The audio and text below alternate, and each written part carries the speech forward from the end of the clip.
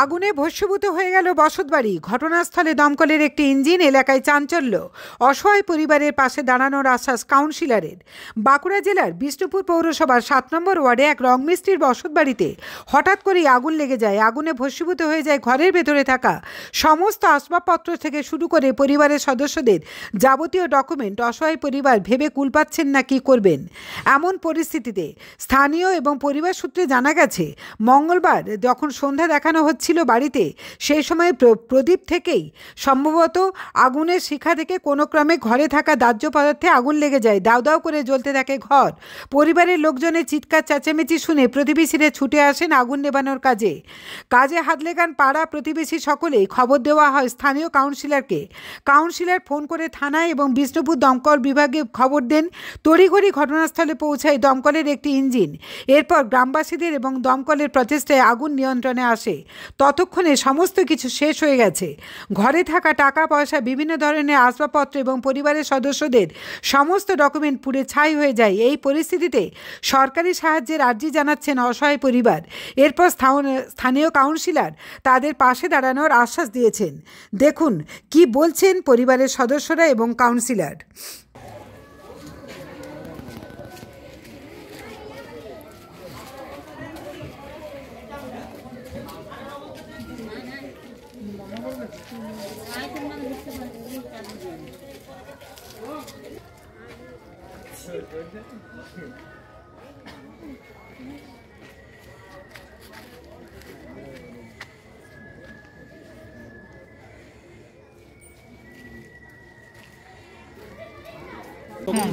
এই যে ডকুমেন্ট এইগুলো রাখলাম, বেঁচে বেঁচে যদি কিছু পাই হবে, নাহলে ঘরে যেটা হবে।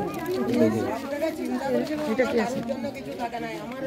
খাতা ছিল, এগুলো হিসাবে না খাতা ছিল।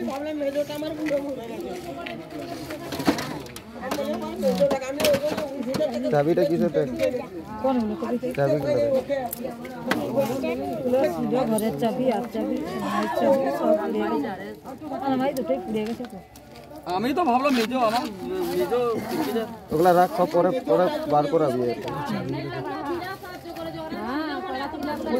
না হ্যাঁ, পাড়ায় সবাই ছিল, সেই সময় বেরোয় না।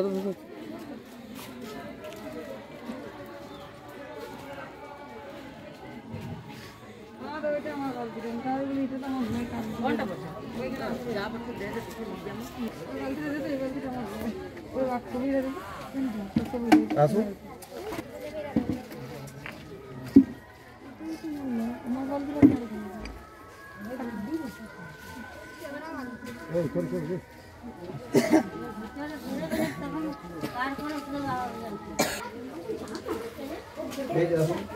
সব ছায় হবে, সব ছায় হবে।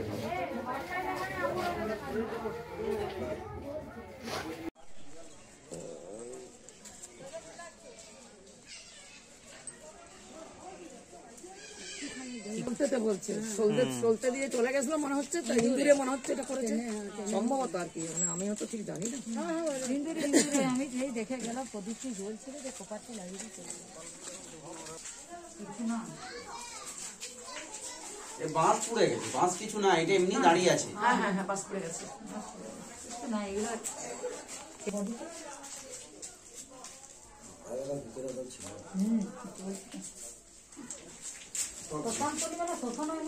শ্মশানে তো এরকম হয় না।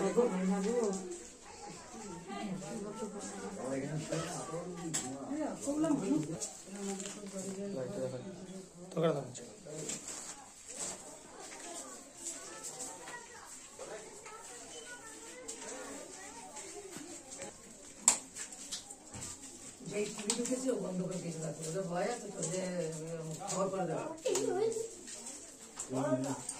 আপনি সংকোচিত ফোন করবেন। আপনার বাড়ি নাকি? হ্যাঁ, ওনার বাড়ি, সদর বাবুর বাড়ি।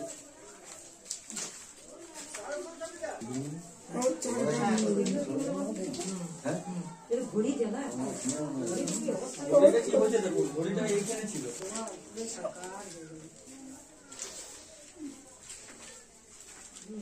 ঘরটা এখন ঢুকতেই ভয় লাগে।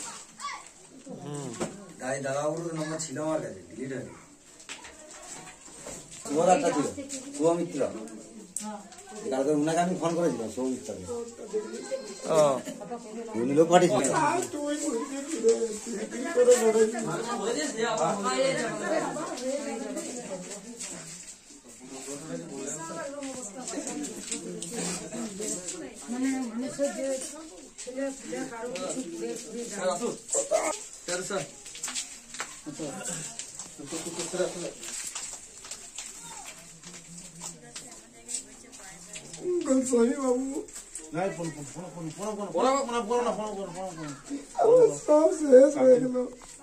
প্রতিবেশী ছিল বলে কালকে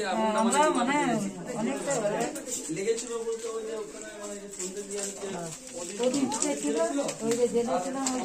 বাড়িতে এইগুলো ভর্তি তো আসলো সব ফুটে গেছে। কাল বাস্তব যখন জল দিচ্ছে তখন সব ফেটে ফেটে পড়েছে, সব দেয়াল ফেটে গেছে, সব ফেটে গেছে। কাউকে ফায়ার ব্রিগেড বলেছিল, বলছে এই ঘরে বাস করে না, ফেলে দিয়ে বাস করবে, বলছে জল দেয়াল ফেটে গেছে।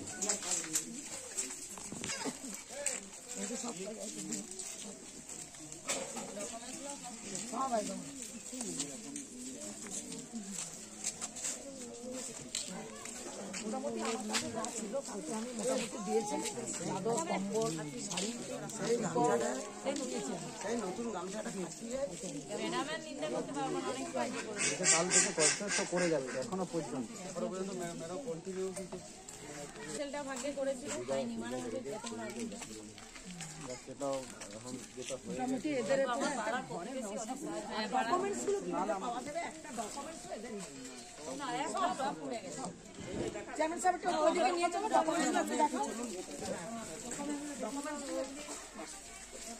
আমরা যে ডকুমেন্টস গুলো বার করাতে যাবো ঢুকাই যাচ্ছে না বাড়িটাতে, এত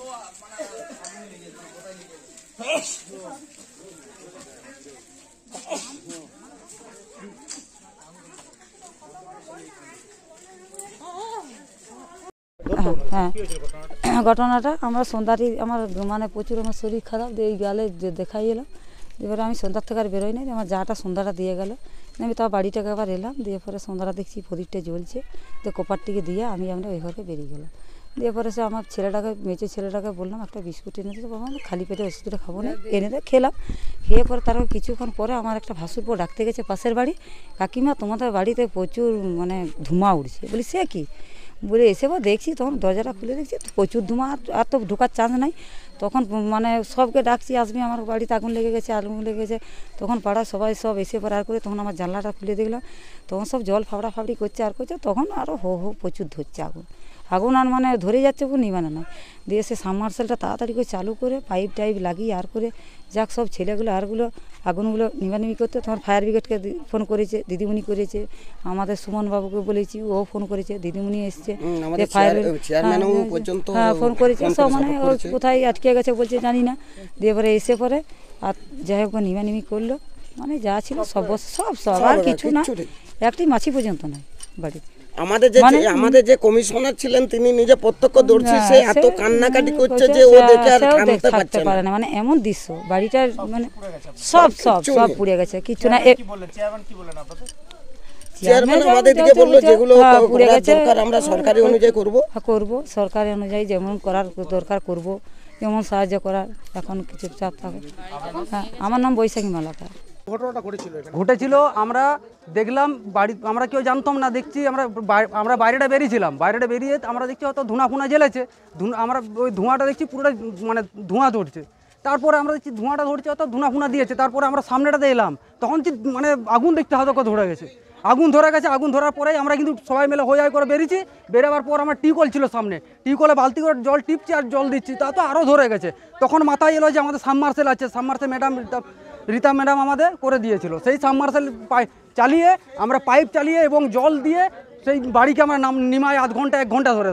তারপরে মানে যখনই নিমে গেছে প্রায়, তারপরে ফায়ার ব্রিগেড এবং প্রশাসন আসে, ম্যাডামকে খবর জানানো হয়, ম্যাডাম সঙ্গে সঙ্গে ফায়ার ব্রিগেডকে এবং পুলিশকে ফোন করে ডাকে। তো এদের আমরা ভিতরে যখন নিমাবার পর যখনই ঢুকলাম ভিতরে, দেখছি পুরো সব কিছু পুরো ছাই হয়ে গেছে, কাপড় জামা টাকা পয়সা কাগজপাতি যা কিছু ছিল সব শেষ। আর উনারা একটা আগুনটা ওদের একটা মানে সন্ধ্যা দেয় তো, সন্ধ্যার মধ্যে মানে পোলতাটা আমাদের হয়তো ইঁদুরে ফেলে দিয়েছে, হয়তো ফেলে দেওয়ার পর কোনো প্লাস্টিক কিংবা কোনো কাপড় জামা নিচে ছিল সেইভাবে ধরে গেছে।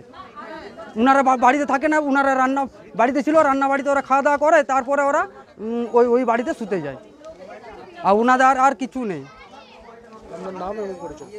হ্যাঁ, আমার নাম হচ্ছে রামু মালাকার, 7 নম্বর ওয়ার্ড আমার বাড়ি, সাকিওপাল বিষ্ণুপুর।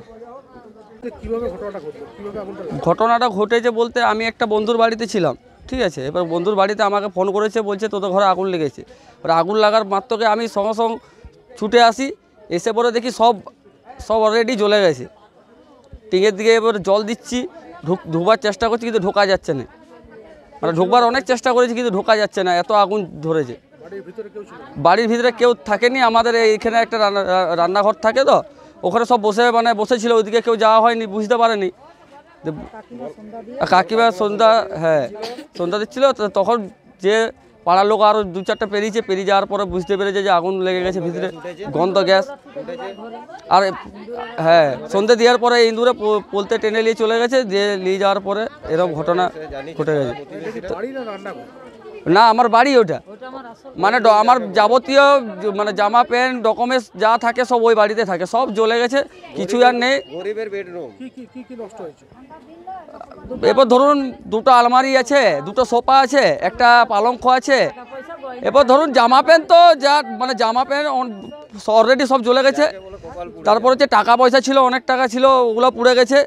তারপর হচ্ছে আমরা ধরুন এরকম বালতি ফালতি যা ছিল সব কাগজপত্রগুলো সব ডকুমেন্টস একটাও নেই, ডকুমেন্টস সব পুড়ে গেছে, মানে যাবতীয় ছিল সব পুড়ে গেছে। ভাগ্যিস পাড়ার লোক এসে পরে সব আগুন নেমানেমি করার পরে পুলিশ প্রশাসন সব ফায়ার ব্রিগেড এসেছিল, সব আমাদের 7 নম্বর ওয়ার্ডের কাউন্সিলর ম্যাডাম এসেছিলেন, এসে পরে সব দেখে গেলেন এই মাত্র, ঠিক আছে। আমি চাইছি এখন মানে আমাকে সরকারের কাছে কিছু সাহায্য চাইছি, তাছাড়া তো বাকি সব জ্বলে গেছে, আর অলরেডি কিছুই নেই। কালকে যে কি করব তার কোনো মানে ঘর ফর মানে সরকারের কাছে সব চাইছি আমি, মানে সব অলরেডি সব জ্বলে গেছে। এবার কি যে রাত্রে যে কি নিয়ে ঢাকা নিয়ে ঘুমাবো সেটুকু জিনিসও নাই, সব জ্বলে গেছে। এবার থাকবো কোথায় এবার এরকম করে? একটি ঘরে সব আমরা সব ফ্যামিলি থাকি, তো এটি আমার মা, বুঝতে পারছি। আমার নাম হচ্ছে সুমন মালাকার। আমি সন্ধ্যে 7টা নাগাদ একটা ফোন পাই, এবং সেখানে সুমন মালাকার আমাকে ফোনটা করে যে ম্যাডাম আপনি তাড়াতাড়ি ফায়ার ব্রিগেডে ফোন করুন, আমাদের পাড়ায় আগুন লেগেছে, পুড়ে ছাই হয়ে গেল সব। তো আমি দেন দেয়ার একদম ফায়ার ব্রিগেডে ফোন করি, এবং ফায়ার ব্রিগেডে ফোন করার পরই ওখান থেকে প্রশাসন থেকে আমি নিজেও সাথেই এখানে এলাকায় এসে উপস্থিত হই। এলাকায় যখন আমি এসে উপস্থিত হই তখন দেখলাম যে এখানে এলাকাবাসী তারা একদম প্রত্যেকে নেমে পড়েছে আগুন নেভাবার জন্য। আগুন কিন্তু পুরো দস্তুর একদম জ্বলছে। এদের যার বাড়ি আগুন লেগেছে তার নাম হচ্ছে সজল মালাকার, তিনি একজন রংমিস্ত্রি। তার বাড়িতে যা সমস্ত ছিল সমস্ত কিছু পুড়ে ছাই হয়ে গেছে, বিন্দুমাত্র কোনো কিছু অবশিষ্ট এখানে নেই। সব কিছু পরে ফায়ার ব্রিগেড এখানে আসে, ফায়ার ব্রিগেডের সহযোগিতায় বাকি যেটুকু ছিল তারা সেখানে সহযোগিতা করে ফায়ার ব্রিগেডের সহযোগিতায় বাকি আগুনটুকু নেবে। কিন্তু আমি এটার জন্য অত্যন্ত মর্মস্পর্শী এবং অত্যন্ত আমি এটার জন্য বেদনাতুর, কারণ এরা যে খেটে খাওয়া মানুষ, এরা গরিব মানুষ, তাহলে এরা যেটা করেছিল এদের কাছে এটাই কিন্তু অনেক বড় ব্যাপার। আমি চাইছি প্রশাসনের কাছে এদের যে সমস্ত নথিপত্র এদের যে সমস্ত নষ্ট হয়ে গেছে, খোয়া হয়ে গেছে, সেগুলি সাহায্য করে সেগুলিকে সমস্ত কিছু তাদের কাছে আবার ফিরিয়ে দিতে, এবং এদের যে বাড়িটি নষ্ট হয়ে গেছে পুরো সব কিছু, আমি হয়তো সব কিছু ফিরে দিতে পারবো না, কিন্তু আমি চাইছি যে প্রশাসন মানে গভর্নমেন্টের কাছে, সরকারের কাছে আমি চাইছি সরকার যাতে আমাকে সাহায্য করে, এনাদিকে যাতে সাহায্য করে এনাদের সব কিছু ফিরে পাওয়ার জন্য। এনজিওর কোনো কিছু হয়নি, এটা হয়তো মাঝরাতে হলে এনজিওর হতো, কারণ এনারা তখন ছিলেন মানে কাজ টাজ করে এসে এনাদের পাশে একটা রান্নাঘর ছিল, সেই রান্নাঘরে এনারা মোটামুটি রান্না খাওয়ার পরে এনারা এই বাড়িতে শুতে আসেন আর কি। অতএব সবাই তখন সেই জায়গাতেই ছিল।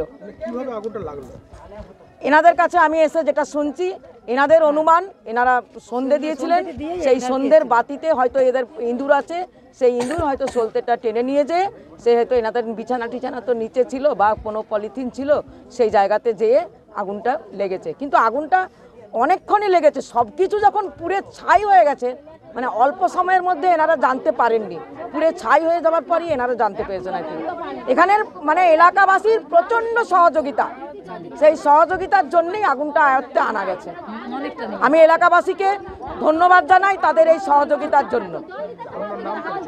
আমার নাম রীতা বন্দ্যোপাধ্যায়, 7 নম্বর ওয়ার্ড কাউন্সিলর, বিষ্ণুপুর পৌরসভা।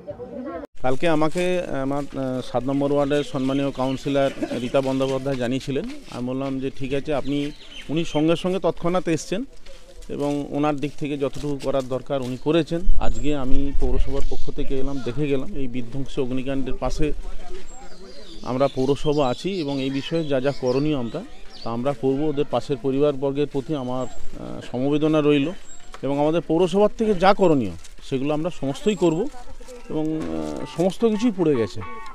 মানে এটা শিকার হতে হলো ফায়ার ব্রিগেডকে, মানে সময় মতো পৌঁছাতে পারলো না, এটা তো একটা বড় সমস্যা তৈরি হয়ে গেল। এখন বিষ্ণুপুর অত্যন্ত প্রাচীন শহর, যেখানেতে অনেক সরু সরু গলি আছে। এখন এই জায়গাতে ফায়ার ব্রিগেডের কিছু ছোট গাড়িরও মনে হয় তারা করেছেন। আগামী দিন হয়তো এই ছোট গাড়িগুলো পেলে হয়তো বিষ্ণুপুরের যে অলিগলি আছে যেখানে অগ্নিসংযোগ ঘটলে প্রাথমিক কাজটা অন্তত ফায়ার ব্রিগেড করতে পারবে, তার হয়তো তারা ব্যবস্থা করছেন। এই বিষয়ে আমরাও জানিয়েছি ওনাদেরকে, আশা করি আগামী দিন কাজ হবে। এই জামগুলো যেগুলো হচ্ছে সেগুলো কি একটু উদ্যোগ আপনারা নেবেন? আমরা অলরেডি নিয়েছি, এর মধ্যে পৌরসভার থেকে উদ্যোগ নিয়েছি। কেন আপনারা জানেন যে বিষ্ণুপুর অত্যন্ত পুরনো শহর, ঐতিহাসিক শহর, যেখানে অনেক সরু সরু গলি আছে, যেখানে হয়তো ছোট গাড়ি প্রবেশ করতে পারে না। ঠিক আছে, সে জায়গায় দাঁড়িয়ে আমরা চেষ্টা করছি যতটা মানুষের পাশে থেকে করা যায়।